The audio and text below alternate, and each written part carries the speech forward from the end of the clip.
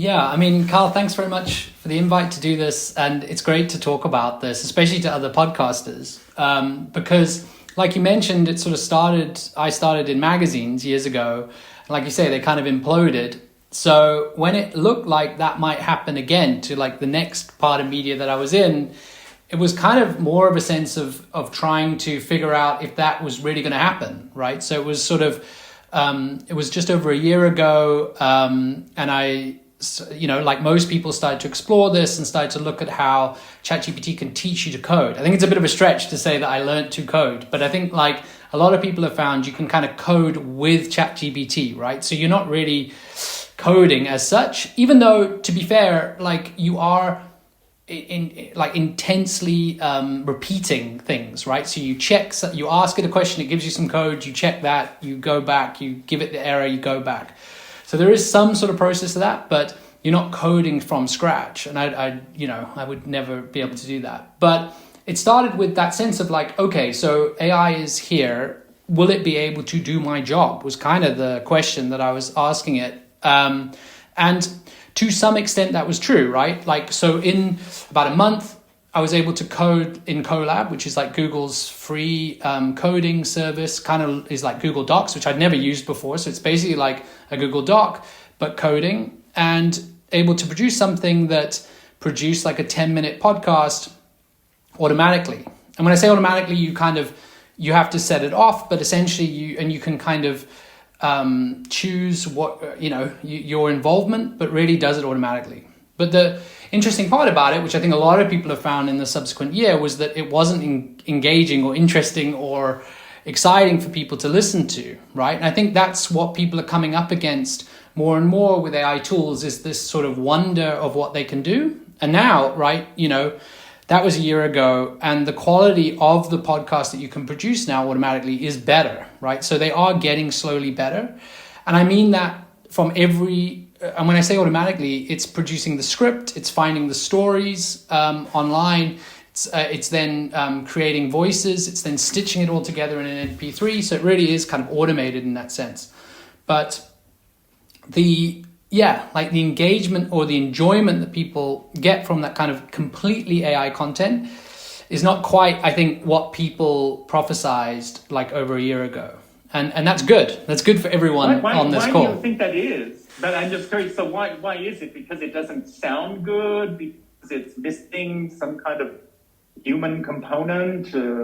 Well, I mean, I don't know. I mean, it's a lot to ask, right? So it's a huge thing to ask, to say like, just from zero, produce 10 minutes of audio with completely fake voices, completely fake script, and everything that is engaging for someone, right? So when you think about what that actually is asking it's not a surprise really that it's able to do it. I mean, what is surprising is how far it's able to do it is more of the surprise. But I mean, I think this is sort of shown more than anything, especially for podcasting, is that people like talking. So people like producing these podcasts in the way that they like engaging, they like telling stories, they like doing all that. And people like listening to real people do that. And I think maybe I'm sure we'll get into it, but I think what is debatable is every other step apart from that step, right? So I think that's the awkward part about this. So when this kind of really launched, people were talking about like AI newsreaders, like, synthetic voices, completely synthetic hosts, but that's probably not going to really happen. But I think what people need to talk about, and there are people striking at Spotify that just found a deal. I saw like 20 minutes ago. They are striking around this very topic, not really around the fact that all their hosts are going to become synthetic, but every other step in that process, right? And Spotify wants every step but the sort of premium talent to be synthetic, it seems. But they have sort of won that case. They haven't revealed the terms, but that's also kind of an interesting thing that's happening. The strikers have won that case. Well, they just tweeted that they're very happy with the result, but they're not revealing what the results are. So, okay. Yeah. Okay. Should we listen to, you had sent me earlier, a couple of clips of some podcasts that you had experimented with. So I thought maybe we could listen to one. Do you want to introduce it? This is the one that's 1 minute 22.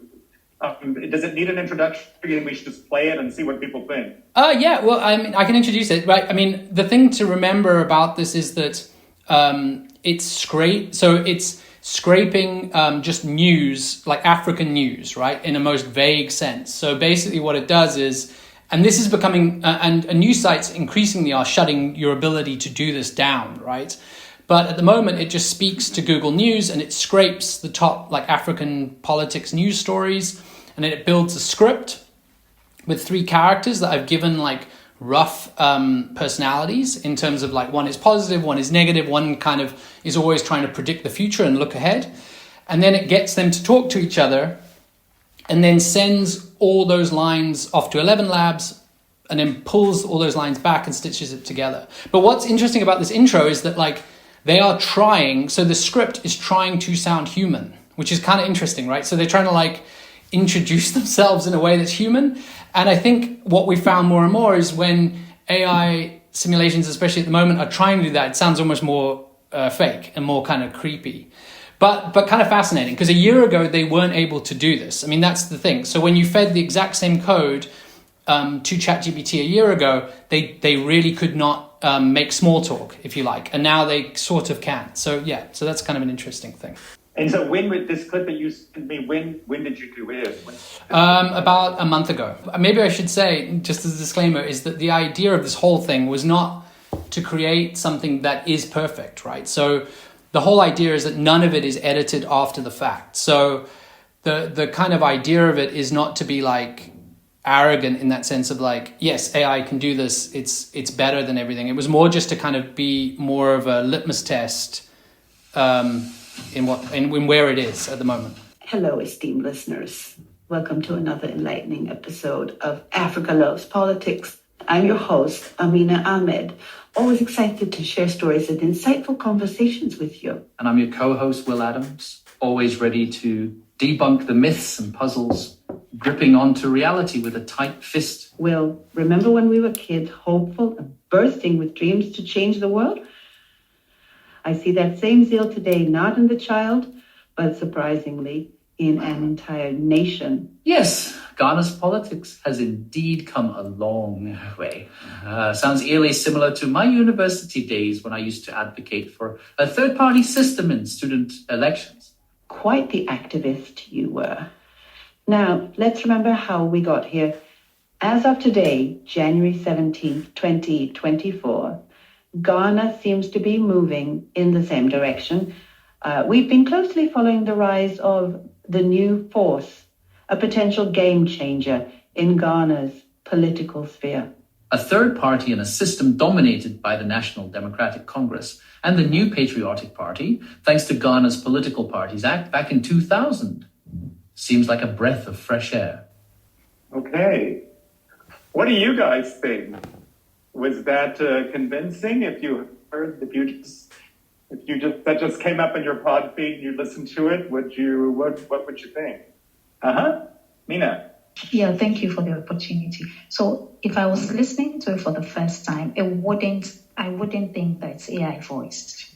I really wouldn't think, unless I've consistently listened to the voices of the host, and I can make that clear distinction. But otherwise, it doesn't come across like it was an AI voice at all. Okay. And you say a little creepy. Do you want to elaborate on that? Thank you. Yes, it's always it always amazes me how fast is this technology going. But indeed, I think that it sounds a little creepy. No, it's like maybe if you don't know that it's they are synthetic voices, maybe it will sound less creepy, but it transmits this I don't know, this unpleasant feeling. I don't know how to describe it. Okay. Something a little off, maybe, or I don't know. Yeah. Anybody else? Without soul. Anybody else have any opinion on what we heard? Hi, I'd like to know from Paul if there were any inaccuracies. I don't know enough about the news stories to know. Did any inaccuracies come in there? Not in that clip. I mean, it does sometimes.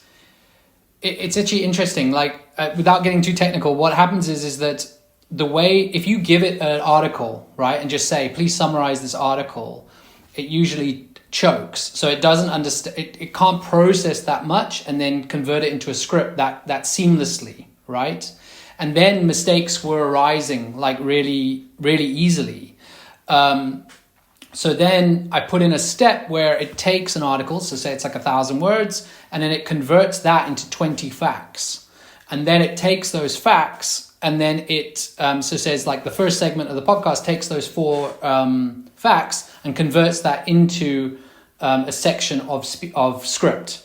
Then it managed to really get through it without making mistakes. But when I was just giving it like, here's an article, convert that into a script, it would just sort of, exactly. It was just sort of like, and as we all know from these things, they don't tell you when they're not sure or they're making a mistake. They just go for it, right? The confidence that they have is kind of I think the thing that disturbs people the most and has people worried the most in some ways. But yeah, when you break it down into facts like that, it was able to kind of not make mistakes. And when you say it, do you mean ChatGPT in that instance? Yeah, I guess it's speaking through the API to ChatGPT, and then there's like a Python code that I've written in between that. Exactly. Yeah.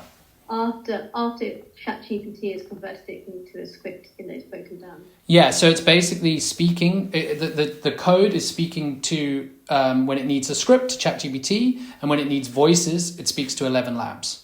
And those are the 2 like API that it's essentially speaking to.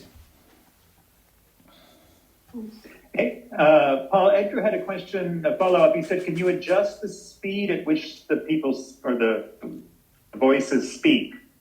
Yeah, so there's an interesting like set of dials that 11 Labs do. And obviously there are many different services to choose from. But 11 Labs have sort of made quite a name for themselves, and they've gone into partnership with Acast, which is a huge podcasting platform, and things like that. And you have these dials when you create your synthetic voice, and it's a trade-off. So when you submit what is quite a small amount of audio, and then you create the voice, when all the dials are at 0, it comes across as incredibly robotic, if you like as if it's a newsreader. And then you fiddle with these dials to get it more erratic, more human, if you like. And that's why you didn't hear in that clip as much, but sometimes the voices go incredibly high-pitched and come down very low. They sound almost like they're having some kind of seizure, right? And if you dial those things back, so you do a trade-off where then the voice, so it's not speed as such, but the voices are then more in line with the voice that you submitted, if you like. But the more you go away from that audio that you created the voice with, the more it sounds more human. That's the trade. But then you also are left at the mercy of it going kind of off script, if you like.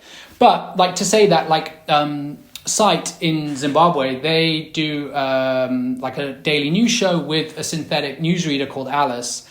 And they don't just do it like this. They don't just push the button and just publish whatever comes out. They methodically go through what she says and what she does and all that stuff. And then you can control all sorts of things.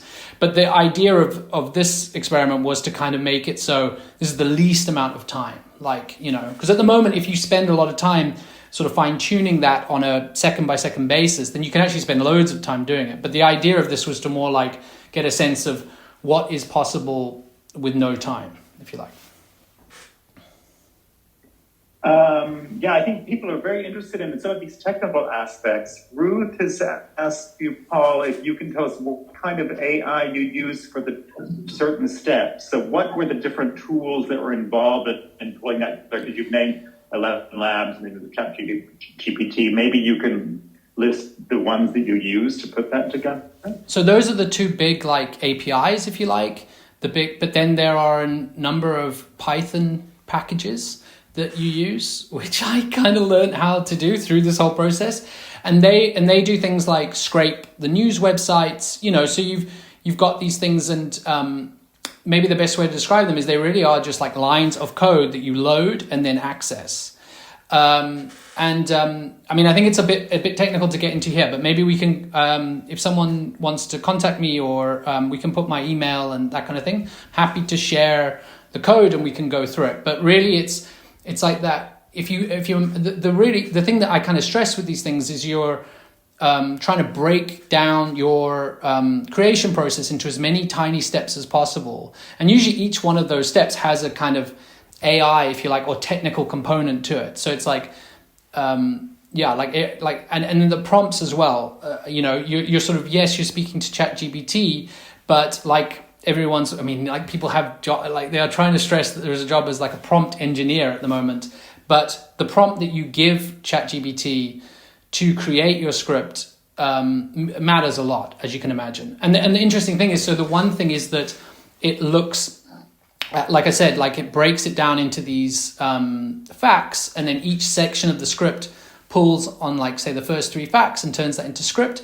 The other interesting thing, which you didn't hear in that clip, but which, I don't know, maybe that's why they're talking about university days, is that at the beginning of each episode, it loads the transcripts of the past, right? So all the past episodes, at the end, they get turned into transcripts, and then it loads those in at the beginning, just in case they want to make reference. Because at one point I was like, oh, the whole, like, what's so much of being human, especially in like speak, is about referencing the past. It's about talking about things that you have spoken about with that person before. So much of that callback.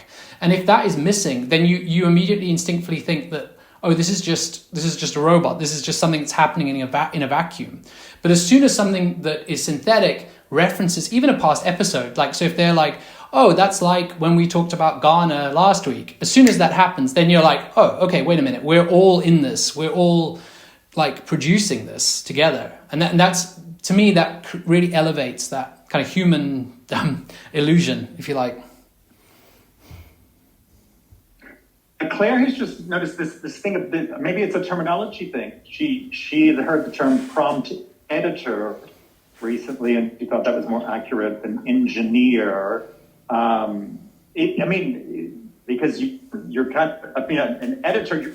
I guess a prompt engineer is what they're called now. They are finding ways of wording these prompts. Is this true? So to get the response that they want, or to get the results they want, right? Yeah, there's a tension, right, between Google and OpenAI and the people selling the courses that make you a prompt engineer, is that OpenAI have openly come out and said they don't want people to have to go on a course to do this, right? Because obviously they want this to be as accessible and as easy for everyone, right? And that's not true yet at all. But at the same time, so they are gearing towards everything being as easy to access as possible. But yeah, you're right. Like, the idea of engineer is quite elaborate. It is just kind of, you might just say prompt writer even more than anything. But yeah, exactly.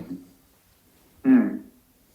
But you said a year ago this sounded extremely robotic, and that no one would probably be interested in listening to it. This, while I agree, is a little bit creepy. It seems like we've come light years ahead in a very short period of time.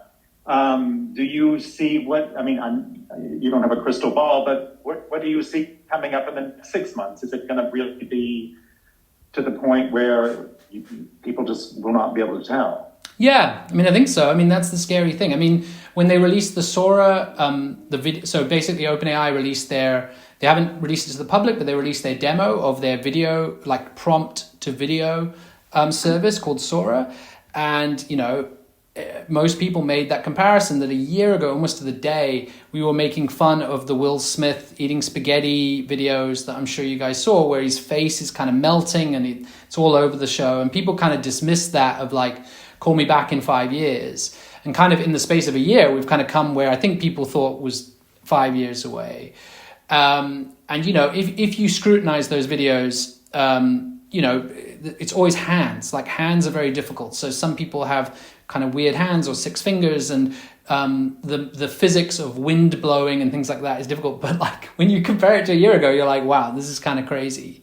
So, I mean, the tech is not really in question now. I mean, I think really what's in question is where the audience is going to meet podcasters and journalists and content creators in general. Like that is the question. The question is not, the tech and the content is going to go in that direction.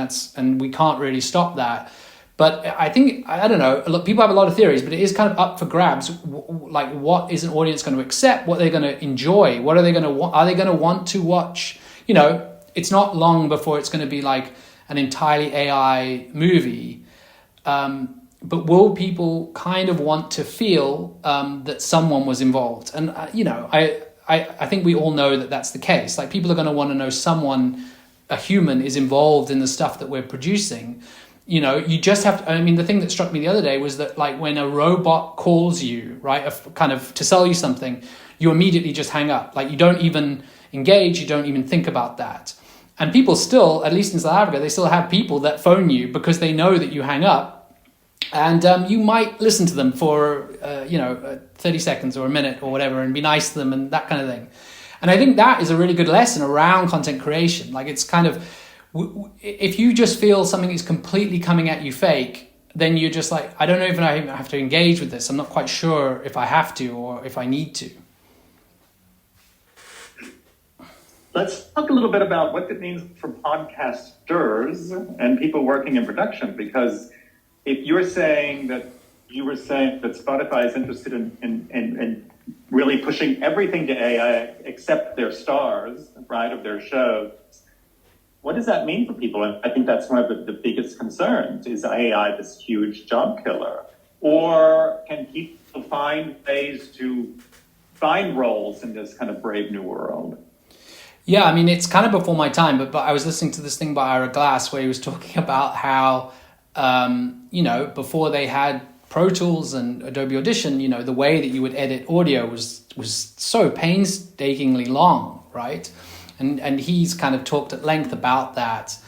And I think it's fair to make some kind of comparison to that, right? In terms of you have these tech jumps and people freak out. But the truth is that in those tech jumps, people do lose jobs. Like, people in 20 years, they kind of go, this happens. And that's true, but doesn't mean it's not painful for a lot of people. So I guess the truth is that in terms of editing, I think like close editing and in terms of audio editing, I think is going to be difficult in terms of, and I think this is interesting, especially if you're selling your time, it's very soon going to become complicated for people to know how much time anything takes, right? So if you're using these AI tools, maybe even to write a script, then and your client or someone or your boss knows that, then are they going to have a different impression of how long it takes you to do that, right? And I think that's going to be the difficult thing. Like people, like content creators are sort of struggling with this idea of how long should something take? And I think podcasting has been affected really badly by that because, it will now be affected badly because the NPR boom, the sort of podcasting boom, if you like, was very much about this takes a very long time. Like everyone can take ages to edit pieces of audio. You shouldn't be embarrassed by that. You should embrace that. And that was really like the last 5 years has really been about telling people that, compared to, radio, where it was like, an hour of radio takes basically an hour to make because we're just going to sit here and do it, So that transition has been really exciting and great to make better quality audio.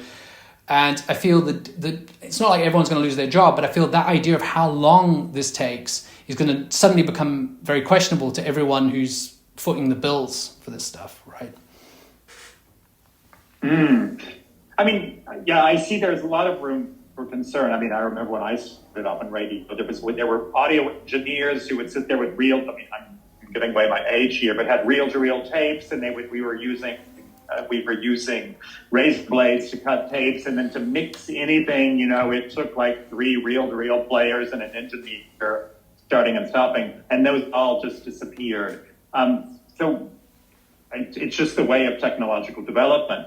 But let's talk about there's a lot of like Cassandras out there, maybe me included, who are quite worried about what's happening. But at the same time, I think also for podcasting, as far as around workflows and stuff, especially for smaller operations or independents, this can be really beneficial to them, wouldn't you say? I mean, there are examples where AI can give people audiences that they didn't have before, or allow them to reach people and places that would have been impossible. Yeah, I mean, exactly. I mean, last year I was at AIJC in Johannesburg, the African Investigative Journalism Conference, and it was interesting, the split, like small startups were coming up to me and going, where they're like 5 people, and they're like, oh, this is fantastic.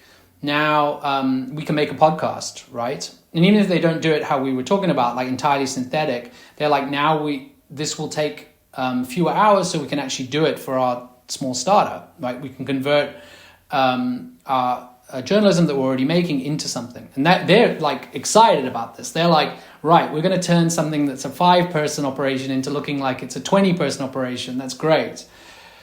But yeah, I mean, if you're a bigger organization, then it's difficult. If you are that person who does that job, then that becomes complicated. But yeah, I think for podcasting in general, like workflows are going to become, like, if you embrace this kind of thing and you really engage with the tools, and there is also a cost, right? There's a cost to each one of these tools, and I think that's something that we need to like engage with, like $20 here, $20 there. Like this stuff adds to your to your workflow in terms of your expense. But also, I think like getting out of your comfort zone, especially maybe for everyone, but I think journalists in general, they have a certain way of doing things that I think they're attached to. And I think for me, that's also a very difficult thing. You're like, I'm very into doing a very certain way and a very certain edit. And now you tell someone this can reduce your time, but you have to now change everything in the way you do it and kind of put trust in these new tools when they're probably not as trustworthy yet as we would want them to be. Claire had written about this cost aspect that you were just referring to. I mean, Claire, you said, how do you do the budget for this? Maybe you can explain a little bit what you mean by that. I mean, how much would it cost for a small organization or something? Or how did you put together the budget? So how did you? So I don't know what the situation was, but I kind of assumed that in order to do that experiment, you had to submit it to someone before you did the experiment. So had to do a calculation about how much this would cost, and then they'd release the resources for you. Oh no, I just paid for it. I don't know. I did that. Yeah. But how much did it all cost then? Well, it's not. It's not exorbitant. The thing is that if you scale it, then this stuff becomes the reason why we haven't, thankfully, been completely inundated with insane amounts of AI content is because you still have to pay for, like, so say for that podcast, right? You pay a subscription to ChatGPT and you pay it to 11 Labs, and you pay per character. Basically, you get a certain number of characters, like letters, for your subscription. So, within producing a podcast like that every week, it's fine, right? That kind of works out at like $20 for 11 Labs, $20 for ChatGPT is very low. But if you were like suddenly like, right, we are going to produce like The Ringer, like a big podcast network in the States, produces like 100 hours a week or something, then that's suddenly like a bill, right? And then and if you were suddenly going to be kind of almost villainous about it and be like, let's go to 1,000 hours and just see what goes, the thing that thankfully stops someone doing that, especially when it comes around like disinformation and all sorts of things, is there is a cost to it somewhere, right? And it's not like absolutely insane in terms of if you were actually building a disinformation campaign with money, but it does stop like your average user just going ballistic. So it's small mercies in that sense, you know. Well, what are some of the really useful tools that people could use? You know, maybe they're not trying to create a completely synthetic podcast, but maybe they're a small podcast operation. Maybe it's a person in their with their closet studio. What are the tools right now that are available that aren't like exorbitantly expensive and they could be really useful for them right now?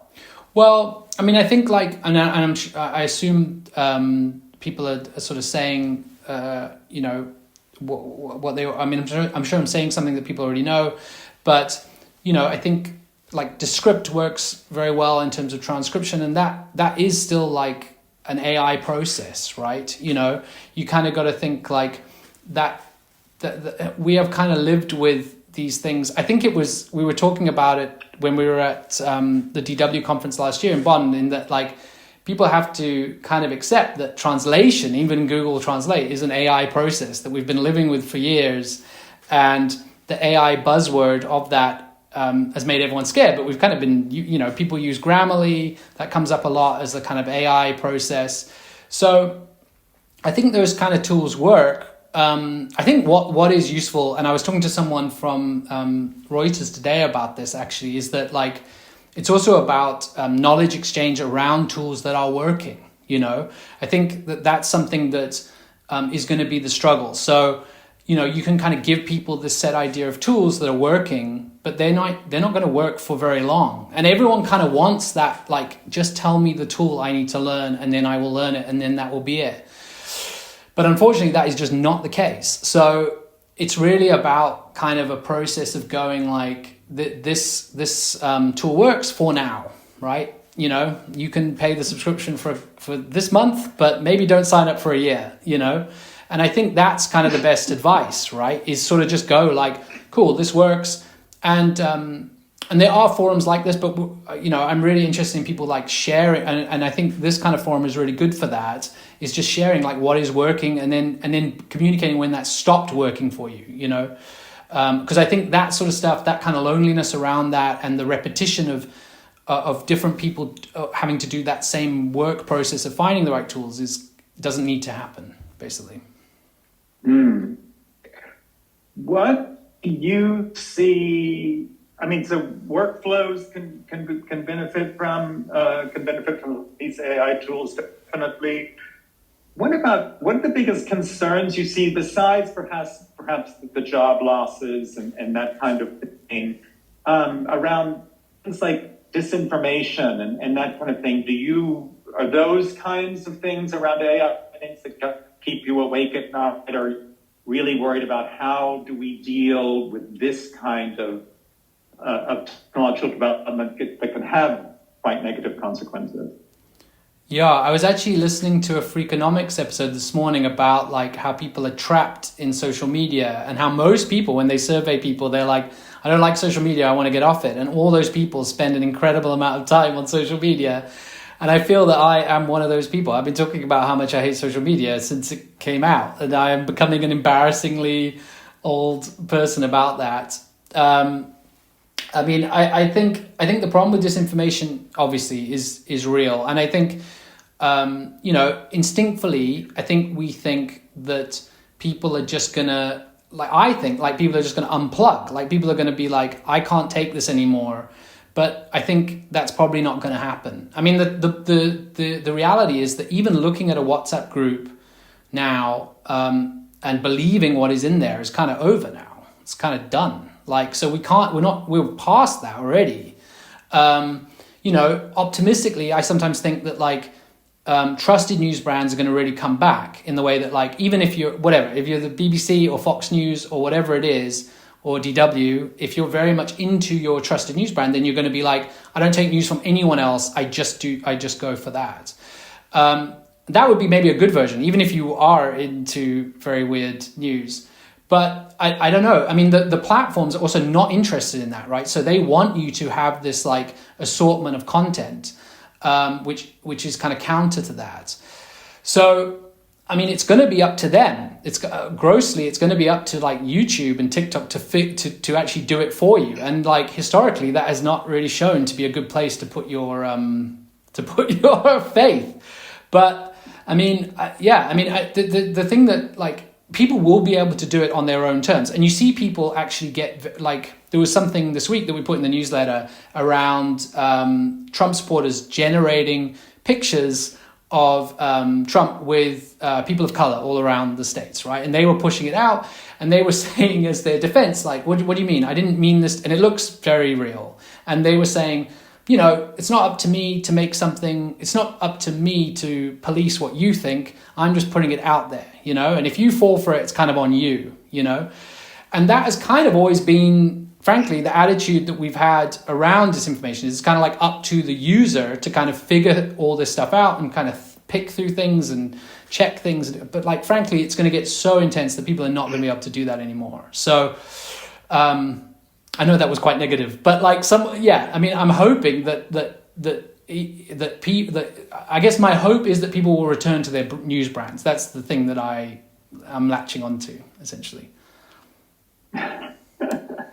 Now, someone, let's say Christian, had written a question and asking you, Paul, what are your thoughts on the dangers faced by sensitive journalistic sources when using AI services? Yeah, Christian, I mean, do you want to, or Paul, I'm Christian, I don't know if you want to elaborate on that, or Paul, you want to go up and tackle that? Yeah, I've forgotten that I'm officially called Christian. Chris. Chris. Hi, Chris. Hi. No, it's my mother calls me that, so it must be true. Only when she's upset, though. Yeah, Paul, I mean, I think we've discussed this in some way in the past, is that a lot of these services are hosted by, as a journalist, obviously, your sources are important too. You have different kinds of worries as a journalist. One is getting pipped at the post. So, you know, if you're doing some sort of an investigation, you don't want your material being available to others before you've put it out, whether it's sensitive or not. The second is obviously the more problematic one, where you're maybe have secret sources or sources that you're trying to protect in, you know, dissidents or criminal cases or that sort of work. And, you know, you're in Africa, it's not unusual for journalists to be challenged to reveal their sources for nefarious reasons. Transcription, as you rightly point out, is an AI service, and it's also a service which is hosted on servers where you might not have control of where that's happening. Then, obviously, it's the problem of, you know, is it being used to learn? If you're using it to generate AI queries, you're asking things about subjects which might be flagging somewhere else. So, you know, these are the kind of things that we are worried about, obviously, at Hindenburg. So what are your thoughts on that?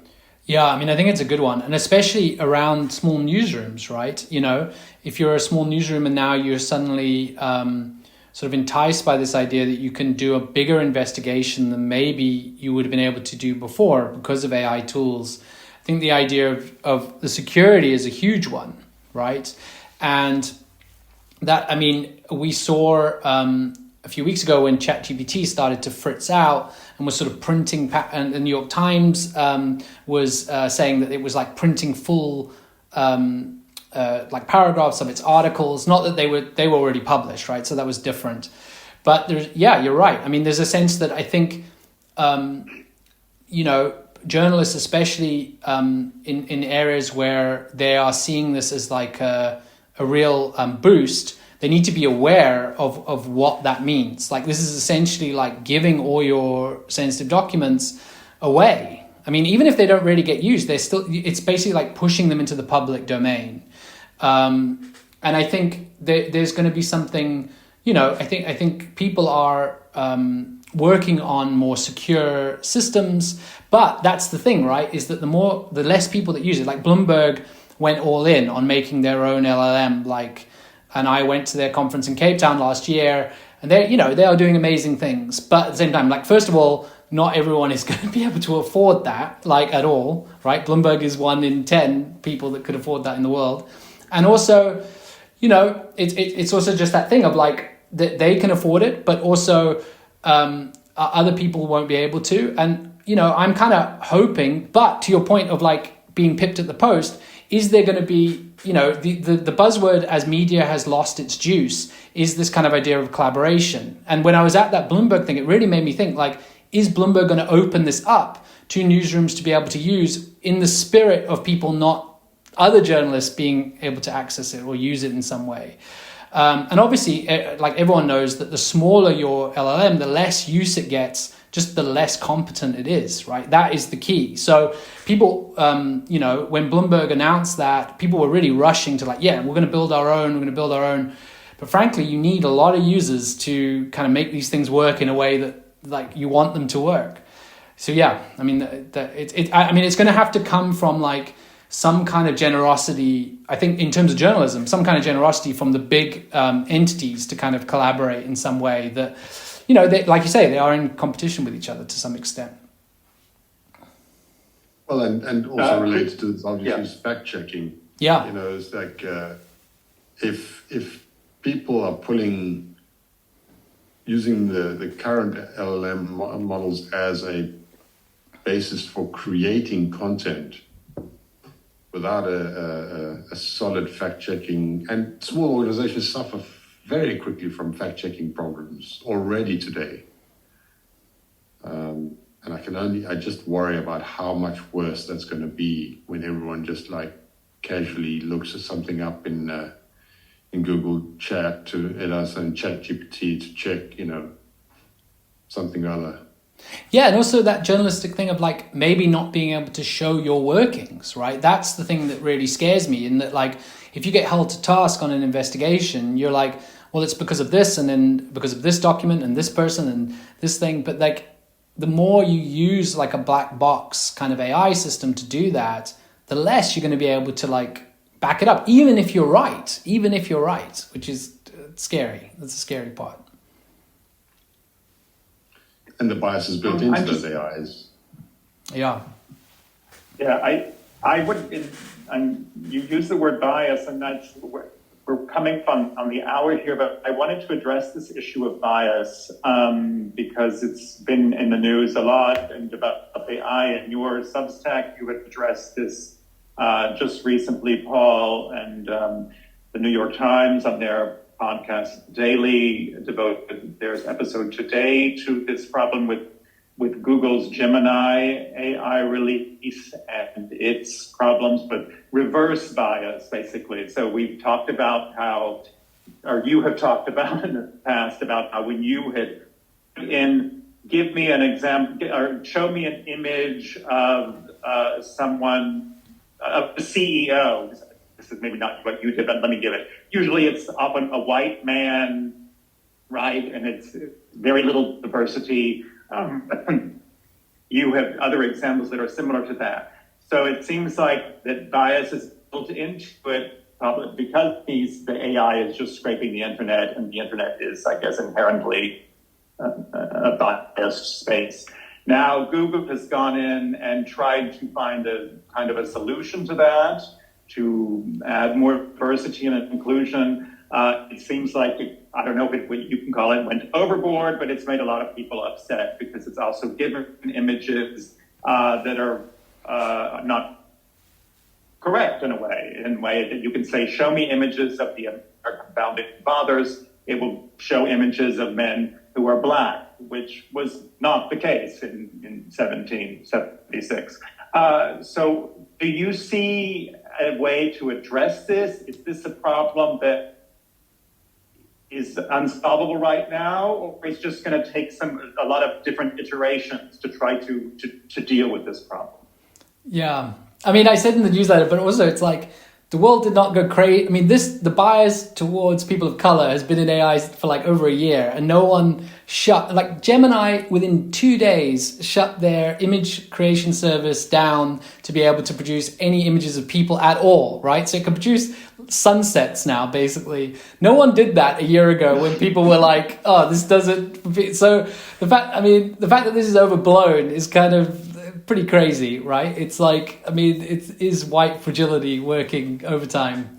But yeah, I mean, I think it's fascinating in that sense of like, it comes down to the tech companies not wanting to be publishers, right? They're producing content now, right? They're generating content, which they weren't in theory doing before. They were like, Google was like linking to content, right? Now they're generating it. So now they're stuck in the situation of like, are you a publisher? Are you making this stuff? Even if you're not accountable, you might be accountable for it, but you're not even aware that it's being generated, right? So is the person who writes the prompt that generates certain content, are they accountable? Like it's kind of a bit of a minefield. And I think yes, it's going to be iterative. So they're going to have to go through many processes. We're going to have a scandal like this like every week, probably to some extent. But at the same time, I think it's gearing towards what happened with Facebook a bunch of years ago, where they were like, we're not going to do news anymore. We just want your holiday photos. Like we don't care about this anymore, because it's not worth the stress, right? It's not worth. I don't know how these platforms are going to navigate that part of it, because I can't believe that they didn't think that through. Like not the bias as such, just the idea that like people are going to then be like the headlines, right? Google is producing X. Like Google isn't really doing that. They don't even know fully how this thing is doing that at all. So yeah, I think it's going to become about that, and like what makes a publisher, what does that. And actually, to be fair, this kind of thing actually is a good thing, I think, for journalists. Like you know, these sorts of scandals and these problems that the platforms are having is good for people to be a bit wary of what they're doing. And like I said, the confidence that they're producing this imagery for, it can only mean that people will turn to actual journalists, actual content in the wake of these things. So, you know, unless you got stock in Google, it's not a bad thing, to be honest, in that way. Okay. I think we'll wrap it up pretty soon. Any final questions from anyone? Paul, do you have any final words? Are you an AI cheerleader? Are you an AI doomsayer? No. Are you somewhere in the middle? Yeah, I don't. Yeah, I guess maybe a doomsayer. I don't know, but like, yeah, I do think it's sort of, you know, we want people to be able to know about these things, and the smaller and more hard to reach newsrooms, community stations, those sorts of things, the better. Like in training, but also just in people being able to reach out and ask questions and that kind of thing. So anyone that wants to do that, they can email me. That's probably the best way to get in contact with me and ask whatever they fancy. Okay. Thank you so much again, Paul. Super interesting. Thank you for your insights. You really know your stuff. That's obvious. So, it's a pleasure. Thanks very much. Thank you very much. Thank you. Thank you. Thank you. Have a nice evening, everyone. Bye-bye. Thank you. Thank you so much. Bye-bye.